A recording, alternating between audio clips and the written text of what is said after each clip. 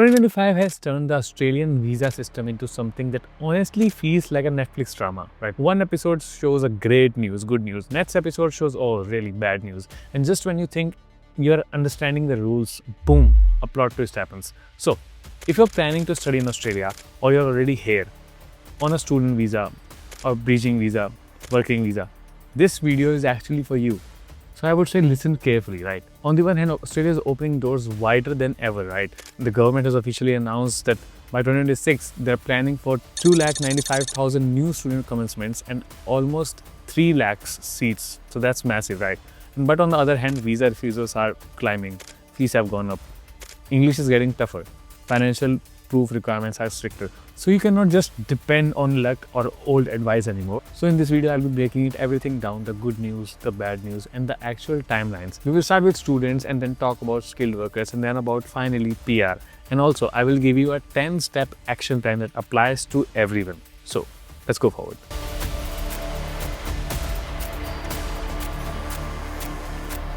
Hi guys, hello, welcome back to the video. This is your KapsLock and today we are back with another video. This video is going to be long because I have been collecting all the data together and I've made a big video. Now I'm thinking to create bigger videos now, like actual long videos.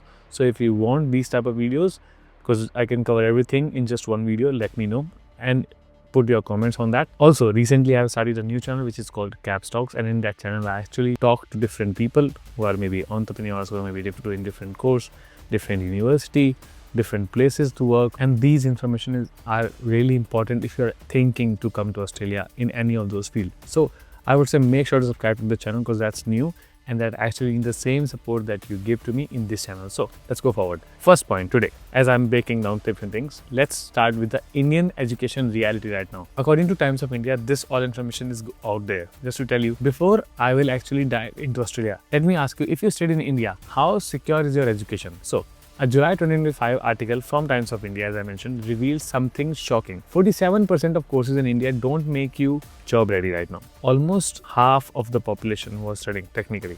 So think about it. You spend 3 years in India in a degree, pay lakhs of rupees in tuition fees, in coaching, and then what? You end up in just a job that pays 30,000 rupees to 40,000 rupees to 50,000 rupees a month. Some of you will eventually do better, right? But unless you're extraordinary like IIT, IIM or an elite topper. So most students actually struggle in that section. That's actually a harsh truth, and this is why more and more families right now are looking for international education abroad. Not only in Australia, in any country wherever they like. So not just because Indian education has no value, that's what they think, but because the world is actually demanding right now the practical job ready skills they can work right now in those companies. Well, next point, the genuine student era right now. So GS is GT. Just to tell you, GS, Genuine Student Test, GT, you know about it, Genuine Temporary Entrant. So now let's shift back to Australia. In 2024, they scrapped the old GTE system. That was the system where you had to prove you were just a temporary entrant, not just planning for PR. From 2024 onwards, they introduced this GS, Genuine Student Test. That actually means that either you must be a genuine student, not just studying as a shortcut to a PR. Public universities and TAFE colleges are safe options. Diploma to degree shortcuts, risky but many refusals you get. Random low quality courses, they are flagged in this, but direct bachelor's and master's program in these fields like nursing, IT, engineering, they are still strong.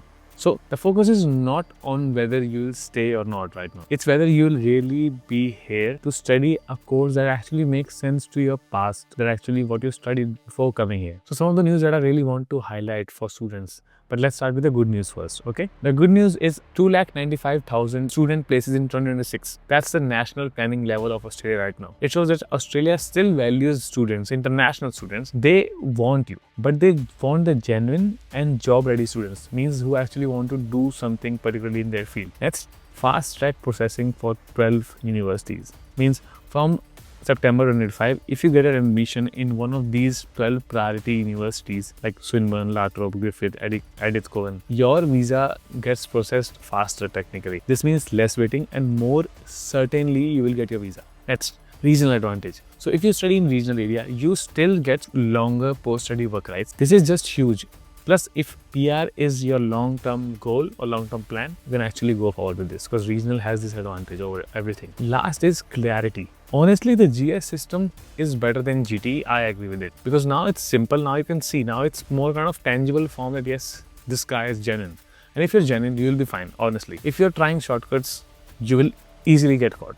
And I actually like the clarity there that what the DHA, the Department of Home Affairs, has these plans for you guys. Okay, now the bad news section for students especially. So let's talk the tough side of everything in Australia right now related to students. First, visa fees hike. So from July 2025, the student visa fees really jumped from $1,600 to 2,000 Australian dollars, almost 25% higher now. Next, second, funds requirement. Students must now prove at least 29,710 Australian dollars per year for living expenses that they have right now. That's around 16 lakh rupees if you convert it. And if you're taking dependents, even more it can be. No sudden deposits, no fake loans. The Department of Home Affairs, they check your bank history and you should know this. Next, English test is harder now. IELTS 6 bands won't cut it anymore. Like you can't go through that anymore. Many courses now demand IELTS 6.5 or even 7. PTE core, TOEFL core or OET, all are accepted.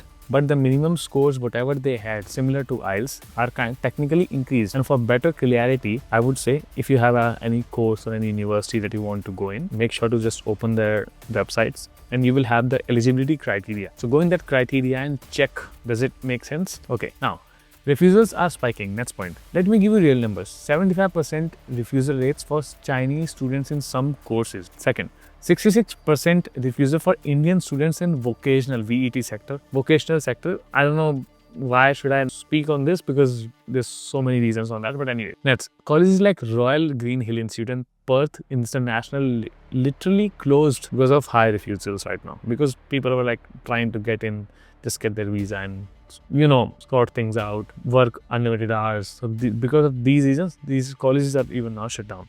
Because DHA have really big eyes right now. Anyway, post-study rights shrinking right now. So, generic diplomas, forget it. Business management from small college, not gonna help you. Only health, IT, teaching and critical skill areas give you strong PR pathways. And no more tourist to student visa shortcuts. Well, we know all about it. But visitor visas are now often come to a no further stay condition. If you thought you'd land on a tourist visa and then switch to student visa, now you unfortunately or fortunately cannot. Anyways, next part, the timeline reality. So Department of Home Affairs tells us so many things, but these updates are important, so listen properly. The most common question which I get is how long does it take to get a student visa in 2025 or 2026? According to DHA's new September intake, processing times for subclass 500 student visas range from 23 days to 5 months. It needs clean files prior to universities, proper funds, which turns your visa application to be faster. But weak SOPs, study gaps,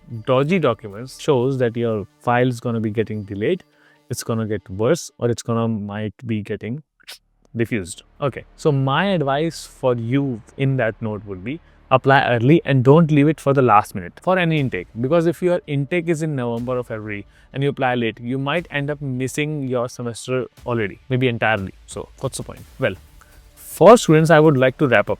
So students, I would say here's the bottom line, understand it properly. The opportunities are real, the doors are still open, widely open, but they're only open for genuine, well-prepared applicants right now. If your course is relevant, your funds are clean, and your English is really solid, you're fine. But if you're banking on shortcuts, loopholes, or fake documents, you're wasting your time. Trust me, you're not gonna get your visa.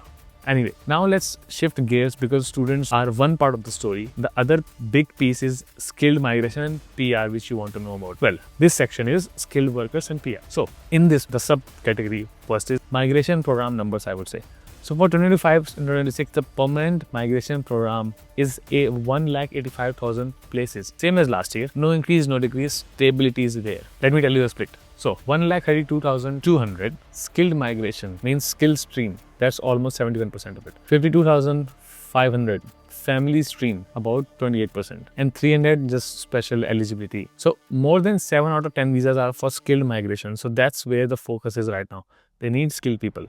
And just for your news, skilled migration includes, as I mentioned, IT, teaching, health, which includes doctor, nurse and all, social work, community. These fields. Well, good news for skilled migration. Guys, I'm going to tell you good and bad. Both news is. So, skilled applicants have some good news. Let me tell the positives again. First, talent and innovation visa. So, 4,300 places for future industries like AI, renewable energy, healthcare innovation. If you are in cutting edge field, this is your ticket. Additionally, regional pathways are alive. Like South Australia literally reversed not invited cases into invitations now. Queensland opened a new construction pathway because it wants to get developed anyway. Regional studies still means more PR points and faster processing times. Next, yes, some applicants are still getting invited with just 65 points. I have so many examples. Not everyone, obviously, but if your occupation is in demand, you can get lucky. For example, carpentry. Anyways, multi-year planning. Migration is now linked to housing and infrastructure. So this means knee-jerk flip-flopping. Now, the bad news for skilled applicants, I would say, as I mentioned, tough side.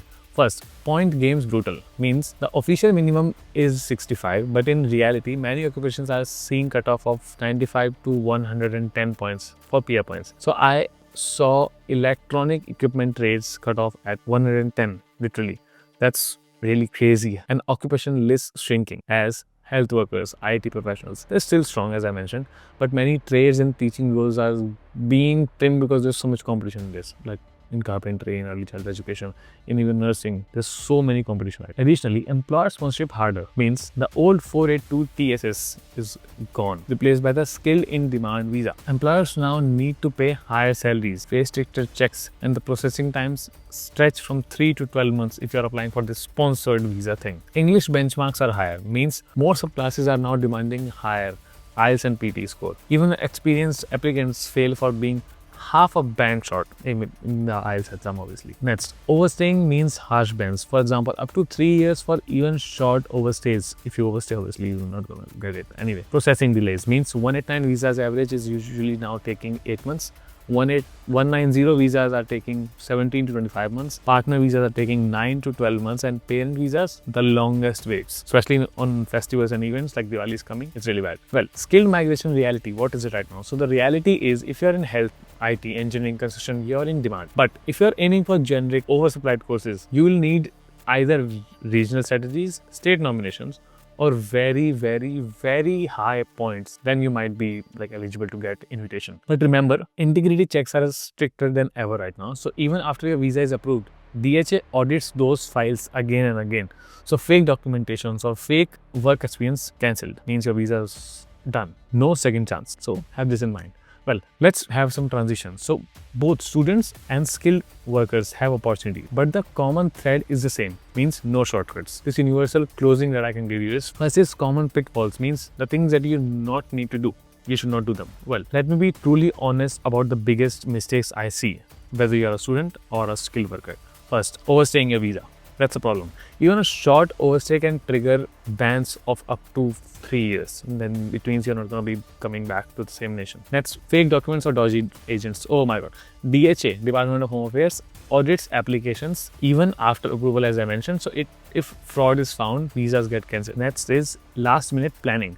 Means rushing a file days before your intake. Means sloppy SOPs, missing documents, or weak chances. That's all on you. Last is choosing the wrong course or occupation. A random diploma might look cheap now because you look like, yeah, it's cheap, let's select this. No. But if you will not be able to connect it to PR pathways, you will regret it later. So bottom line, shortcut kills futures. Understood? Now, the 10-step action plan that I think I should give you as a universal plan, you can use it even if you're a student or if you're already here for skilled migration. Let's flip it, and here's a 10-step checklist you can follow no matter what stage you're in. So first, pick your lane clearly, means student, skilled, employer, sponsored, or regional. Don't just mix it all.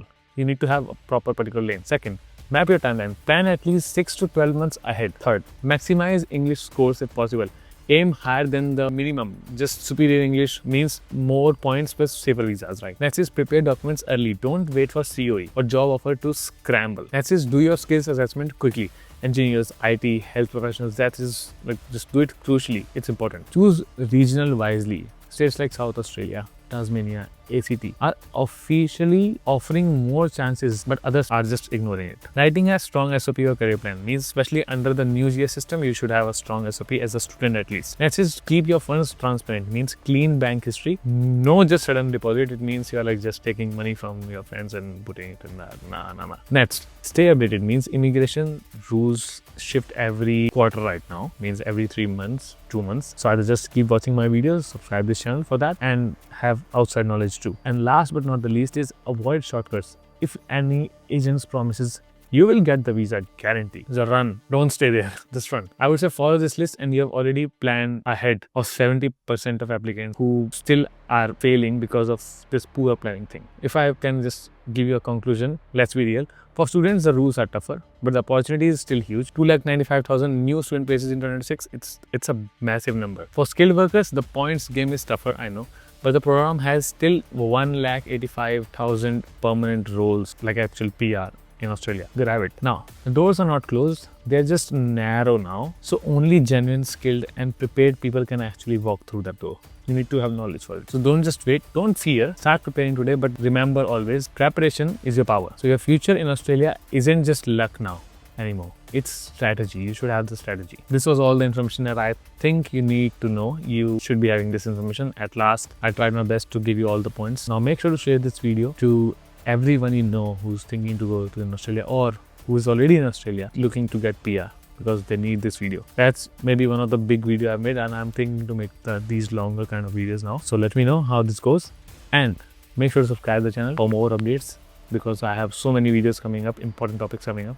You can watch the playlist if you're coming or if you're already here. I have so much information available on this channel and some of the blogs too if you want to see my entertainment personal life. And if you want to see podcasts on different courses, different universities, different businesses, entrepreneurs, different ideas, you know, KapsTalks, the new channel. Subscribe to the channel. Follow me on Instagram, follow me on every link if possible, if you want to see what I do daily. This is KapsLock. Like, share, subscribe again.